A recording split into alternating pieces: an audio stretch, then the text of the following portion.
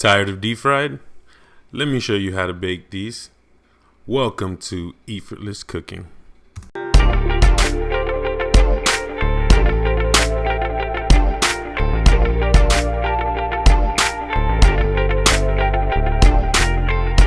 Now guys, show some love, subscribe, hit that bell button to get all the notifications for the channel. Make sure you wash your potatoes, guys. I got here some garlic salt, some chipotle powder, some onion powder, and some black pepper. 2 ways, so don't start crying on me, alright? Because then So yeah, get your potatoes, cut it in half. Sorry guys, had to get a little towel. My cutting board was moving everywhere. Back to the regular schedule program. Yeah, that's pretty much what you want it to look like. And like I said, I'm going to be making it with the skin on and off, just for the people who like to cry about the littlest things. But yeah, so what I got here is a warm pot of water. Now this process, we literally just want to keep the water warm. You do not want to boil it. You see there is no bubbles in the water, indicating that this thing has not been boiled. So let's not boil it.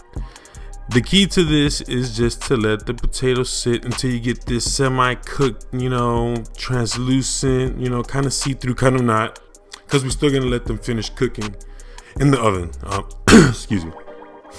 The potatoes usually take around 10 to 15 minutes sitting in the water. After that, just strain the water out of the pot, arrange your potato wedges nicely, and then you're gonna drizzle on some olive oil, or any kind of oil that you got laying around. Doesn't really matter. You just want to get them to get crispy, and that really helps in getting them crispy and letting the seasoning stick really well. So after that, we're just gonna go ahead and season our wedges with the seasonings that we got here. I actually left in the description down below the exact measurements of how much you'll need. But you guys are probably telling yourselves or wondering, do I really have to do that extra shit of semi-boiling?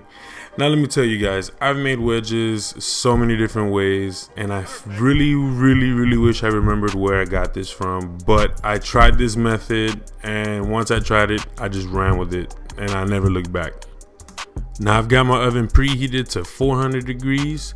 We're gonna let these bake for 15 minutes on each side, making sure that midway we go ahead and flip them. And we're gonna make sure we flip every single one so we can get that tender inside and that crispy exterior. A few moments later. And there you go, voila. After 15 minutes, your wedges should be done. You should have a nice crispy outside and a nice tender soft inside.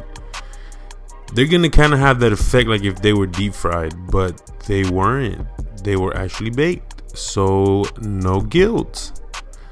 But yeah, pair these up with anything. Philly cheesesteak, any kind of burger, pretty much anything, even a steak. These will work perfect. Hey guys, make sure you guys check me out. Make sure you guys follow me on all my social media.